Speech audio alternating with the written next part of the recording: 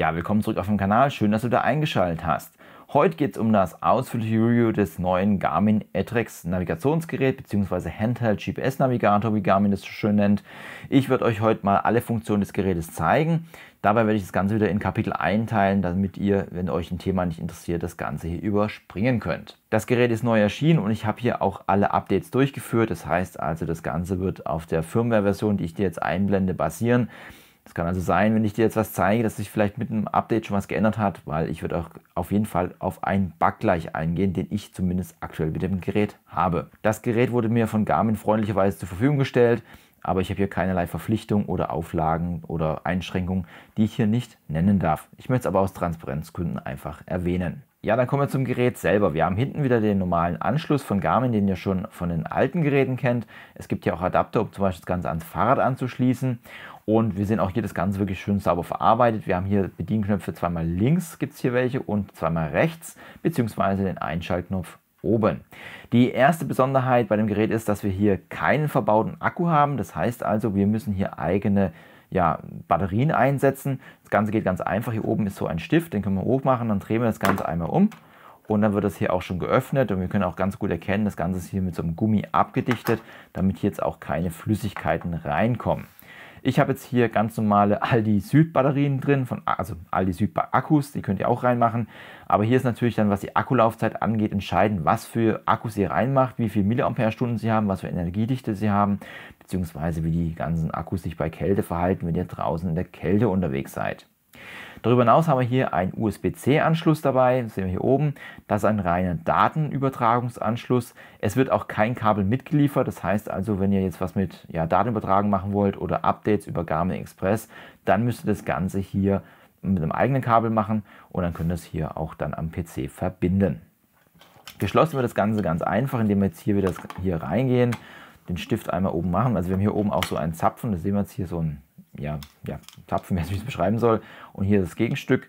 Gehen wir wie gesagt rein. Das legen wir jetzt rein. Dann machen wir es einmal hier rund und fest und dann drehen und dann macht es so ein bisschen Klack. Das kann man runterbiegen oder auch Ganze als Aufhänger nutzen. Also man kann das auch wirklich hier Schlüsselanhänger reinmachen bzw. einen Hänger und dann kann man das auch an den Rucksack hängen, wenn man das möchte. Ja, das ist so, was das Gerät von außen angeht. Bevor wir jetzt tiefer in das Gerät einsteigen, möchte ich euch erstmal kurz zeigen, mit welchen Apps das Ganze hier funktioniert, weil da gibt es nämlich auch ein paar Besonderheiten. Wir haben ja einmal die bekannte Garmin Explore App, das ist ja die App, womit ja bei den Geräten hier das Ganze geplant wird. Ihr habt aber auch die Möglichkeit, wenn ihr in Garmin Connect seid, also hier mit dem Garmin Connect Konto verbunden seid, das ist ja das gleiche Konto wie jetzt bei Garmin Explore, gibt es auch hier die Möglichkeit, dass das Gerät hier auftaucht. Das sehen wir hier. Es werden auch Updates über Garmin Connect an das Gerät übertragen, das ist alles auch kein Problem. Wir haben auch die Möglichkeit, das Gerät hier einzurichten, also hier gibt es auch die Möglichkeit, wie gesagt, Systemeinstellungen vorzunehmen, beziehungsweise dann auch hier die Karte einzurichten, da kommen wir auch noch gleich drauf hinzu. Was ihr aber nicht könnt, und das ist, finde ich, echt schade, weil ihr habt ja die Möglichkeit, in Garmin Connect auch eigene Strecken zu planen. Wenn wir jetzt einfach mal hier auf Strecken gehen und einfach mal eine nehmen, die wir geplant haben, das wäre zum Beispiel die hier, ich habe so eine Teststrecke gemacht, dann könnt ihr diese hier nicht, wie ihr es von Uhren gewohnt seid, an das Gerät senden. Das wird hier nicht unterstützt. Sehen wir hier unten, nicht kompatibel, keine Möglichkeit. Das neue Gerät, zum Beispiel GPS Map 67i, unterstützt das Ganze wiederum. Das heißt also, hier gibt es schon einen kleinen Unterschied gegenüber dem neuen Gerät, was ebenfalls hier zeitgleich erschienen ist. Ein weiteres Problem besteht zum Beispiel, wenn ihr über Komoot eine Strecke planen wollt. Die wird ja immer mit Garmin Connect synchronisiert. Voraussetzung ist natürlich dafür, dass ihr die Konten miteinander verbunden habt und natürlich auch entweder ein Weltpaket habt bei Komoot oder ein Regionspaket oder dann ein Abo. Dann werden, wie gesagt, die Strecken auf Garmin Connect synchronisiert und dann mit den Geräten auch ausgetauscht. Das geht hier an dieser Stelle leider nicht mit dem Etrex SE. Das ist, wie gesagt, nicht möglich. Hier müsst ihr dann wirklich in Komoot hineingehen und dann auf eine geplante Strecke, zum Beispiel jetzt hier, wenn wir jetzt eine Strecke haben und die geplant ist, dann gehen wir einfach mal hier auf eine Strecke drauf. Dann müsst ihr beim iPhone zumindest auf die 3 Punkte gehen und dann hier GPX-Dateien herunterladen und diese dann an die Explore-App übertragen. Ja, die Explore-App ist dann hier wirklich das Main Hub oder die Schnittstelle für den Etrex SE. Hier werden dann die Strecken geplant, die ihr planen wollt oder dann auch das Gerät verwaltet. Wir sehen jetzt hier, der Etrex SE ist hier dann auch enthalten und hier können wir dann auch wie bei Garmin Connect die Einstellung am Gerät vornehmen. Das werden wir uns, wie gesagt, gleich nochmal genauer anschauen und dann hier die Strecken synchronisieren, sofern ihr diese über Komoot zum Beispiel planen möchtet. Wie gesagt, ihr habt aber auch in der Explore-App dann die Möglichkeit, eigene Routen zu planen. Dafür geht ihr einfach auf das Plus und dann könnt ihr hier eine Strecke erstellen. Das ist an dieser Stelle hier kein Problem. Ich möchte es einfach nur erwähnen, falls ihr Komoot-Nutzer seid und so ein Gerät noch nicht gehabt habt, dann ist es an dieser Stelle zumindest mit meinem Kenntnisstand nicht möglich, hier die Strecken direkt zu synchronisieren. Darüber hinaus muss man erwähnen, dass die Explore-App kostenlos ist. Das heißt also, wenn ihr jetzt das Gerät kauft und die Explore-App herunterladet, dann könnt ihr auf jeden Fall hier kostenlos auch die Routenplanung durchführen. Da wird jetzt hier keine Zusatzkosten verlangt und das ist für den einen oder anderen vielleicht auch von Vorteil. Wenn wir uns mal ganz kurz die Explore-App noch anschauen, wenn wir schon offen haben, dann sehen wir auch, wenn wir mal hier reingehen in die Stadt, dass hier auch dann wirklich die Straßen ja so weiß hinterlegt sind oder auch dann ja Bundesstraßen werden hier gelb hinterlegt oder dann natürlich Autobahnen haben wir hier in lila, aber auch dann, wenn wir hier Schotterwege haben, wie da oben im Wald, die sind dann hier so gestrichelt markiert. Das heißt also, hier habt ihr dann auf jeden Fall auch so eine kleine Übersicht, wenn ihr hier Routenplanung durchführt. Höhenlinien sind dabei und ihr seht auch immer hier links an der Seite eine Skala, hier oben, wenn ihr rein rauszoomt, ja in welchem Raster ihr unterwegs seid. Also hier könnt ihr auf jeden Fall auch schon sehr gut Strecken planen. Ja, würde ich sagen, dann schauen wir uns aber erstmal die Widgets an, was das Gerät hier hat. Wir haben hier einmal Wetter, Sonnenaufgang und die Mondphase. Ich würde euch gerne das Wetter zeigen. Ich habe aber das Problem, dass bei der aktuellen Firmware-Version, die ich nochmal einblende, bei mir das Wetter nicht synchronisiert. Das heißt also, das Ganze bleibt hier im Fenster, das Gerät stürzt ab oder ich kann gar nichts mehr machen. Ich muss hier tatsächlich die Batterien rausmachen, das Gerät neu starten. Das ist momentan in dieser Version nicht möglich zu zeigen. Ich habe es versucht, einmal über die Explore-App zu synchronisieren, über Garmin Connect. Ich habe es dann auch nochmal an Garmin Express angeschlossen, wollte nochmal ein Update machen, aber hilft nichts. Ich habe jetzt hier nochmal alles neu gestartet und dennoch aktualisiert sich bei mir momentan leider das Wetter nicht. Ich vermute mal, dass es mit einem nächsten Patch dann behoben wird, dass das Ganze wieder funktioniert. Aber das gehört auch dazu, das will ich einfach mal erwähnen, dass ich aktuell das Ganze nicht machen kann. Wir können es ja mal ausprobieren. Wenn ich jetzt einfach mal ins Wetter hineingehe, also wir bestätigen hier mit der Taste, wir sehen hier, es passiert gar nichts und das Gerät ist sogar schon abgestürzt. Und wir sehen auch hier Satellit, da passiert nichts mehr. Und ich muss das Gerät jetzt hier einfach nochmal neu starten und zwar indem ich die Batterien herausnehme. Als nächstes hätten wir den Sonnenaufgang, Sonnenuntergang. Wenn wir reingehen, da bekommen wir natürlich eine Übersicht, wann der Sonnenaufgang, Sonnenuntergang ist, aber natürlich auch die Dämmerungszeiten. Und ihr könnt euch das Ganze dann auch in der Zukunft anschauen, wenn ihr jetzt unterwegs seid und wissen wollt, wann jetzt hier Sonnenaufgang, Sonnenuntergang ist. Das bekommt ihr hier ganz einfach auf dem Gerät angezeigt. Ebenfalls haben wir dann auch die Mondphasen. Das dürfte wahrscheinlich dem einen oder anderen Angler vielleicht interessant sein oder vielleicht ein Jäger, ich weiß es nicht. Und da bekommt ihr auch angezeigt, erstmal wann, ja, ob der Mond zunehmend ist. Wir sehen hier, der Mond nimmt jetzt zu bis zum Vollmond, der ist am 5. Mai und Mondaufgang und Monduntergang ist ebenfalls hier hinterlegt. Das Ganze ist dann hier auch synchronisiert worden mit dem Handy. Dann kommen wir zum ersten spannenden Teil, das ist natürlich die Navigation. Dafür holt man ja das Gerät eigentlich.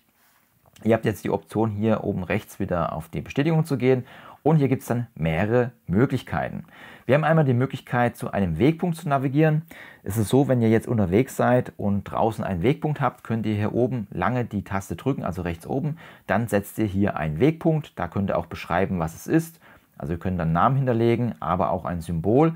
Und wenn ihr dann später den Wegpunkt braucht, könnt ihr zu diesem hin navigieren. Das wählen wir jetzt einfach mal aus. Dann sehen wir jetzt einfach mal die 2 Wegpunkte, die ich gemacht habe. Wir bekommen einmal angezeigt, wie weit diese weg sind und hier mit dem Kompass, in welche Richtung diese sind. Dann können wir einfach mal eins auswählen, dann sehen wir hier auch nochmal eine kleine Übersicht, wo die Koordinaten sind. Ihr habt dann auch die Option, dann hier oben auf die 3 Striche zu gehen, da bestätigen wir rechts oben wieder und dann sehen wir hier, wenn wir auf Losgehen, geht das Ganze los oder wir können uns das Ganze auch nochmal auf der Karte anzeigen lassen, sehen wir hier unseren Standort bzw. hier den PIN und ich habe mir jetzt in dem Fall beide Wegpunkte anzeigen lassen, die ich hier hinterlegt habe. Als nächstes haben wir hier die Strecken. Das ist jetzt die Strecken, die wir über Explore synchronisiert haben. Ihr bekommt einmal die Strecken angezeigt, die ihr gelaufen seid, aber auch die Strecken, die ihr synchronisiert habt. Wir sehen jetzt hier zum Beispiel den Etrex-Test, den ich jetzt hier gemacht habe. Den können wir mal auswählen. Da bekommt ihr auf der Karte mal angezeigt, wie das Profil ist, beziehungsweise wie viel Anstieg ist und wie lang die Strecke ist. Das war jetzt einfach nur ein Test. Wir können uns auch mal die obere Strecke anschauen von meinem Testvideo der Forerunner 965 Navigation.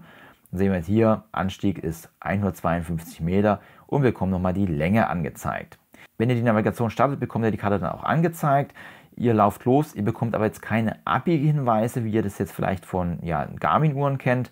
Das ist in diesem Fall nicht der Fall. Auch wenn ihr jetzt hier von der Strecke herunterkommt, bekommt ihr jetzt auch nicht direkt ein Signal. Zumindest war das jetzt nicht so, dass ihr jetzt von der Strecke seid. Also da müsst ihr einfach auf die Karte gucken, beziehungsweise auf das Gerät, wenn ihr da unterwegs seid, ob ihr auf der Strecke seid. Ihr seht dann auf der Karte auch den Weg, den ihr gelaufen seid. Der ist dann so etwas gestrichelt und natürlich die durchgezogene Linie ist das, was ihr navigieren wollt. Was wir ebenfalls haben, ist dann auch die Aktivitäten. Das heißt also, das sind die Aktivitäten, die ihr mit dem Gerät schon durchgeführt habt. Das sind jetzt bei mir nicht so viele. Ich habe schon einige gelöscht. Wir sehen jetzt hier die 3 Aktivitäten, die Testaktivitäten, die ich durchgeführt habe. Dann sehen wir hier unten mal das Datum und dann können wir auch das Ganze auswählen und diese dann nochmal ablaufen. Dann haben wir hier nochmal kürzlich gefunden. Das sind die Sachen, die ich als letztes gemacht habe. Sehen wir hier nochmal so eine kleine Übersicht. Als auch hier Geocaches. Ja, der Etrex SE unterstützt auch Geocache. Und hier gibt es ja eine sehr bekannte App, die ich jetzt mal ganz kurz hole. In diesem Fall ist es die Geocaching-App. Die findet ihr im Play Store, im iTunes Store. Die ist ja sehr bekannt, ist eigentlich die größte. Und hier ist ja so, dass ihr einmal ein kostenloses Konto nutzen könnt, als auch ein Premium-Konto. Ich habe jetzt hier das kostenlose bzw. die kostenlose Variante und dann sehen wir hier alle Geocaches in meiner Gegend. Die grünen sind jetzt die, die für kostenlos dann mehr Details geben und die grauen werden dann nur bei Premium-Kunden angezeigt. Ihr habt die Möglichkeit, das Gerät bzw. den Etrex SE hier mit dem Konto zu verbinden. Da kommt dann auch eine Webseite, die ihr dann aufrufen müsst. Ihr müsst hier bei Geocaching einen Account hinterlegen, dass ihr ja bekannt seid und dann könnt ihr dann euch mit dem Code einloggen und dann wird das Ganze hier dann auch synchronisiert und ihr habt alle Geocaches hier auf dem Garmin Etrex SE. Da können wir mal einfach reingehen. Da bekommen wir jetzt auch direkt eine kleine Übersicht. Wie gesagt, ich habe hier die kostenlosen Variante und ich bekomme wirklich sehr viel angezeigt. Wir haben auch die Möglichkeit, hier das Ganze zu filtern. Hier gibt es einmal die Option, alle einzublenden, was ich jetzt hatte, oder gefundene Anzeigen, die ich schon gemacht habe. Die kann man ja markieren, als auch nicht gefundene oder auch familienfreundlich und traditionell bzw. Multicache und ein Rätsel. Wenn wir jetzt hier auf familienfreundlich zum Beispiel gehen, dann bekommen wir natürlich dann alle familienfreundlichen Geocaches angezeigt. Gerade wenn man mit Kindern unterwegs ist, wir sind einige in der Gegend, kann man das Ganze dann hier nutzen bzw. wird hier synchronisiert. Wenn ihr es dann ausgewählt habt, bekommt ihr dann auch so einen Kompass angezeigt bzw. einen Strich auf der Karte und dann müsst ihr wirklich so querfeldein das Ganze machen und wenn ihr es erreicht habt, dann müsst ihr dann schauen, wo der Geocache liegt und könnt euch hier dann markieren, beziehungsweise könnt ihr euch freuen, dass ihr dann hier das Ganze gefunden habt. Auch hier können wir dann nochmal in die Details reingehen. Wenn wir jetzt einen Geocache aussuchen, bekommen wir hier nochmal angezeigt, einmal wird das Ganze in Gelände eingestuft, wie schwer das Ganze ist, mit 2 von 5 und das Gelände ist jetzt auch nicht so schwierig und auch nochmal die Koordinaten und so habt ihr dann die Möglichkeit, wenn ihr dann hier auf die 3 Punkte geht, das Ganze loszugehen oder das auch nochmal auf der Karte anschauen und dann sehen wir hier, ich habe hier alle Geocaches drin. Und so habt ihr das Ganze dann hier auch nochmal auf der Karte. Eine weitere Option ist auch dann hier zu Städten zu navigieren. Wir können nochmal raufgehen, dann bekommen wir jetzt alle Städte angezeigt, die bei mir in der Nähe sind. Also Stadt ist jetzt die Bensheim. Stadt wäre zum Beispiel jetzt hier Bensheim, Weinheim, Worms. Das sind so die nächstgrößeren Städte. Also es sind jetzt nicht Ortschaften, die sind, es sind wirklich Städte, die hier angezeigt werden. Das heißt also, wenn ihr so einen kleineren Ort habt, kann es sein, dass er nicht in der Liste auftaucht.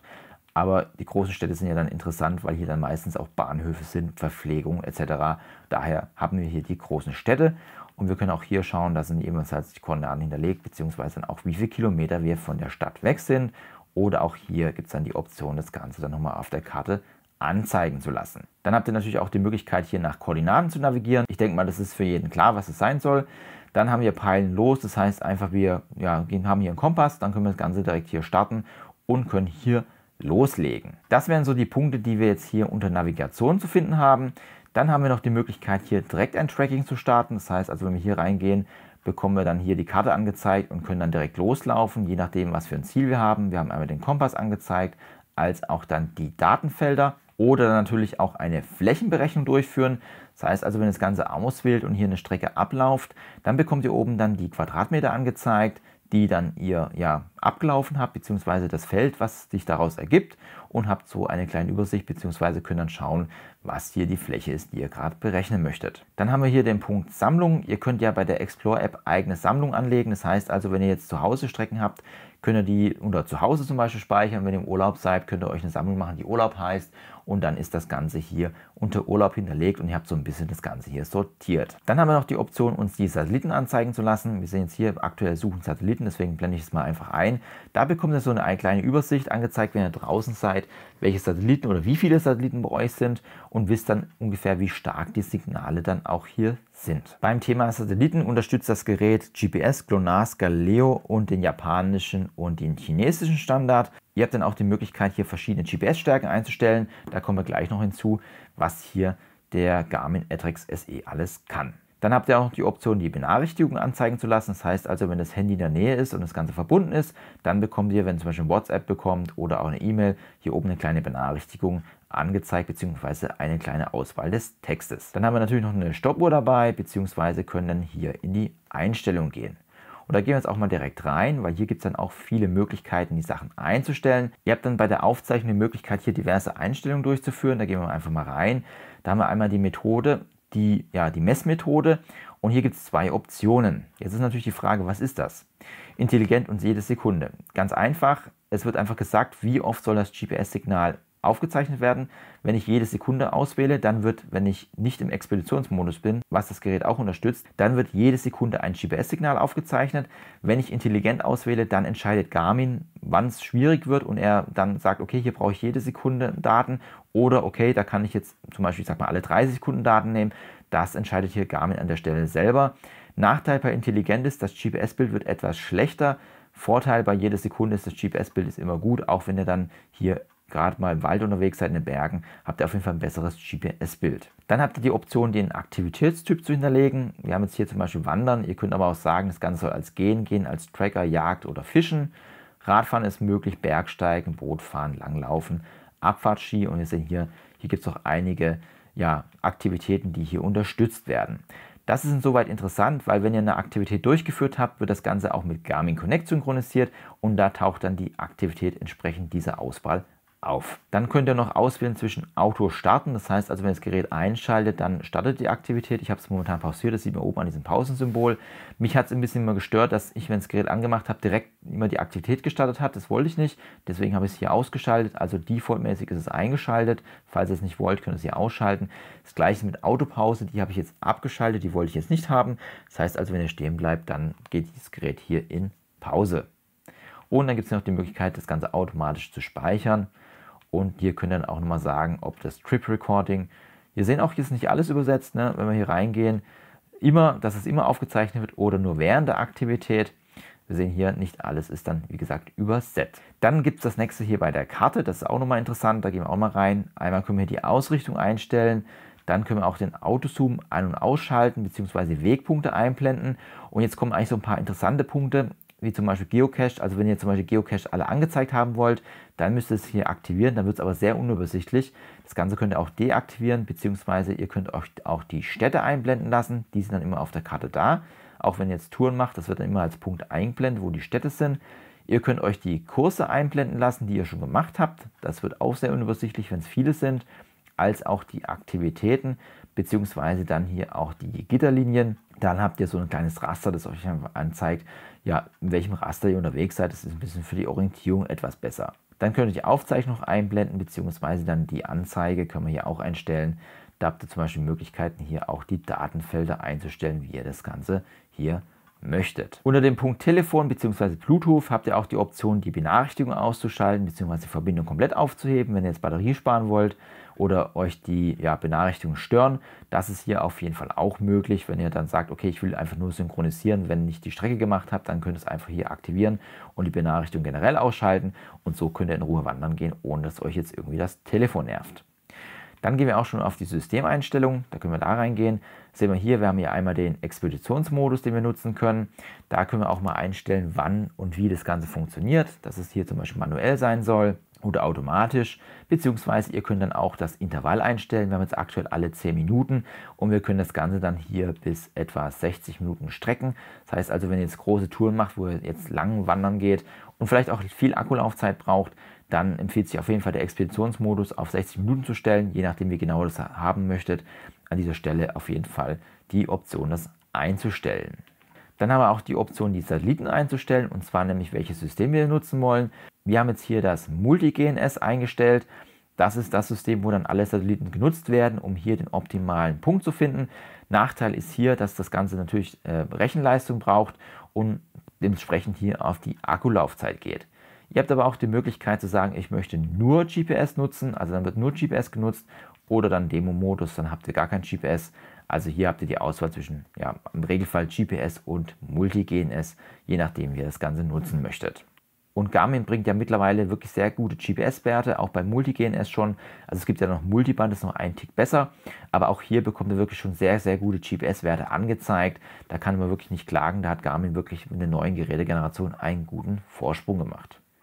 Ihr könnt dann bei der Anzeige euch anzeigen lassen, wie hell das Ganze sein soll. Ich habe jetzt hier 100% eingestellt. Es ist aber möglich, das Ganze auch wirklich bis 0% runterzugehen. Wir sehen hier, wir haben immer 10% Schritte und hier das Maximale an Akkulaufzeit herauszuholen, je nachdem, wie hell ihr das Ganze braucht.